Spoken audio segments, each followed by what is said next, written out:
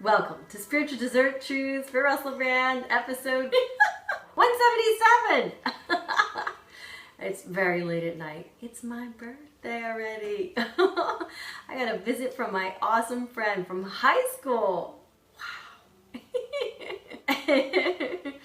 She's got kids that are grown.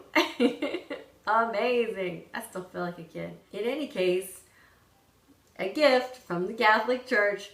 Thank you so much. On my birthday, all these, thank you, love you. All these amazing birthday cards. It's technically now, it's technically 1:23 a.m. on my birthday. Yesterday wasn't quite yet my birthday. We see some early cards and all kinds of loveliness. Thanks so much. Except for that one piece of mail trying to sell me a cemetery plot. What? Thanks a lot, Catholic Church. They're trying to sell me a plot to be buried. I want to be a tree. I don't want to be buried. Yes, it's a lovely body, but it doesn't get immortalized. Not quite. But we are immortal. Our energy doesn't leave, and that's the part we need to remember. Don't buy into any of the other stuff. So it seems that scientists have actually photographed the energy field of a body leaving the body at the point of death. There's this new study. So this great article in Spirit Science and Metaphysics, which was written by Stephen Bankerts, he said he recently came across this article and he thought it was interesting enough to share. And I think I may be able to provide proper scientific support for these claims for the very first time ever by presenting original published study. The timing of astral disembodiment, in which the spirit leaves the body, was allegedly captured by Russian scientist Konstantin Korotkov, who photographed a person at the moment of death with a bioelectrographic camera. The image taken using the gas discharge visualization method, an advanced technique by Kirlian photography, shows in blue the life force of the person leaving the body gradually. According to Korotkov, navel and head are the parties who first lose the life force, which would be the soul, and that the groin and the heart are the last areas for the spirit before surfing the phantasmagoria of the infinite. In other cases, according to Korotkov, the soul of people who suffer a violent and unexpected death usually manifests a state of confusion in the parasettings and return to the body in the days following death. This could be due to a surplus of energy, of unused energy.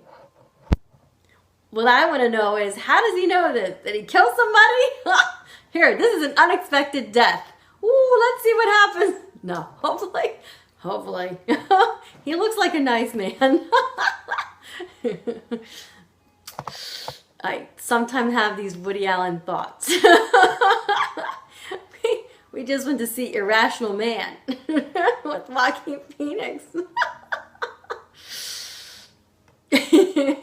In the meantime, the technique developed by Korotkov, who is the director of the Research Institute of Physical Culture in St. Petersburg, is endorsed as a medical technology by the Ministry of Health of Russia and is used by more than 300 doctors in the world for stress and monitoring progress of patients and treated for diseases such as cancer. My dear friend also had to go and test at the hospital. They gave her diagnosis to go find a second opinion. And thankfully, they were honest. I mean, really. You could just use this machine and know someone's energy. A little frightening, actually. That's what we talked about during dinner. The crazy part is that this I saved like back in June as one of my shows. I just keep doing research. Lots and lots of research and things that interest me. And suddenly, they come into fruition. It's just very strange timing that the conversation that I had tonight's dinner was that, oh yeah, they have this new machine where they're able to measure your emotional state, the amount of light in your aura. So if you're happy and you're having all of these wonderful emotions, of course, the whole body lights up, like the whole body lights up from the fingertips to the toes. So the whole body lights up from the fingers to the toes in gold. Beautiful light aura coming out of the body, and they can actually see that from your emotional state. In the cases of those who are depressed and sad and all of the negative emotions, despair, you literally turn black. There isn't any light coming out of your aura. So apparently it's hand in hand with this other machine. I can actually see your spirit rising up out of your body and taken off of the heavens. His machine, the imaging technique, can be used to watch all kinds of imbalances in biophysical as well as looks like spiritual, and diagnose in real time, and also to show if a person does have psychic powers or is a fraud. This technique, which measures real time and stimulated radiation, is amplified by the electromagnetic field. It's a more advanced version of the technology developed for measuring the Semyon-Kirlian aura.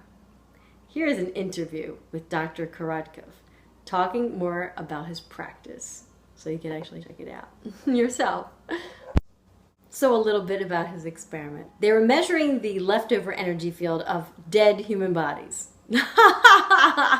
using GVD technology. Once an hour, they would go down to the experimental room, dry a photo paper list, date, time, put the photo paper under the fingers, and take 2 gas discharge photos onto one list, having simultaneously exposed a metal benchmark object on the same list. On the whole, in the period of 2 years, 26 experimental sessions were put into practice, and each of which took them 3 to 5 days. Among the dead were men, women, aged 19 to 70. They found that there were 3 main groups of photographs that emerged during their experiments, and these photographs were always correlated with the type of death the person endured. So there's curves in the photo readings that relatively small variation of amplitude, and this was associated with a calm death as a result of natural motives stipulated by organism's condition, generally old age. Curves on the one photo reading with availability of one pronounced peak for several hours after the death and relatively small amplitude afterwards. And this is associated with an unexpected death in the issue of like a traffic accident or followed by a cranial cerebral trauma. I knocked your noggin. Damn it. Then there's some more curves. And then we have some curves that continue to curve for a very long time. And these were associated with an unnatural death, like as in a consequence of an unfavorable concourse of suicide, murder, improper medical care, lungs clotting. Or in the case of Irrational Man, we won't tell you the ending. Woody Allen! That mind. Brilliant but warped. We love you. We love you, Rusty Rockets. I seem to love the warped. The dreamers. We're the only ones that can change the planet. You have to be able to see things differently to be able to change the planet. They concluded that these are soft or leftover energetic substances of the dead that remain with the corpse and can be photographed, with the photos correlating with the time of trauma that they experienced. Now, I just want to know, how does he know that part? I guess post-mortem, they bring him in. This one had an untimely death. Let's check them out. The nature of their death would determine the height of the amplitude of the energetic field, as well as the length of time the energy field was measurable and observable. There exists a sort of fingerprint of the soul that can be detected within the body. Here is a photo showing the nature of the GVD photography. You'll have to check it on your own. Down below. Or up. Wherever the description is in your computer. So never mind preparing for death. Let's prepare for life. Might be aging, but we're still not dead yet. And it looks like we keep coming back. I just saw this little video of an 8-year-old that can sing sort of like Ella Fitzgerald meets Amy Winehouse. I'm gonna pick a little 8-year-old body. I'm gonna sing. I'm gonna be me again. Yeah, she'd just be talking about crystals and new age stuff. Oh, that's the other stigma this poor fellow's going through. Everyone that's like, oh, that's just new age stuff. He's a scientist. Love you.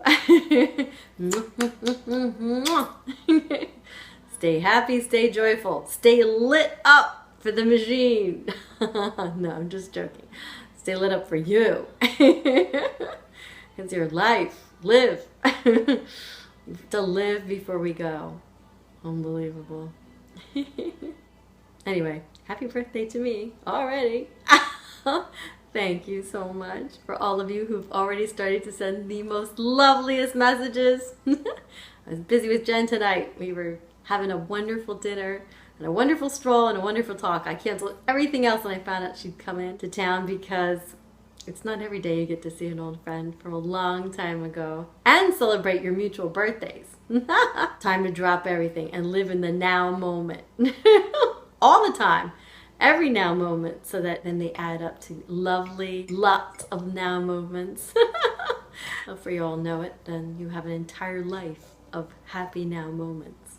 If you keep projecting like when we will finally have a happy moment, I mean, you could be waiting your whole life for that. Oh, I forgot one thing. Kitty! If I don't bring this little fat cat home, my nephew will be very upset. He loves this kitty. In fact, he smells them. And if it doesn't smell like my home, which kind of smells like apple blossoms, he gets very mad. He's like, he knows I didn't bring him back. It's funny, but your energy, your aura, and apparently your scent goes with you wherever you go. So bye for now. Bye. More kisses and hopefully sleep. Love you.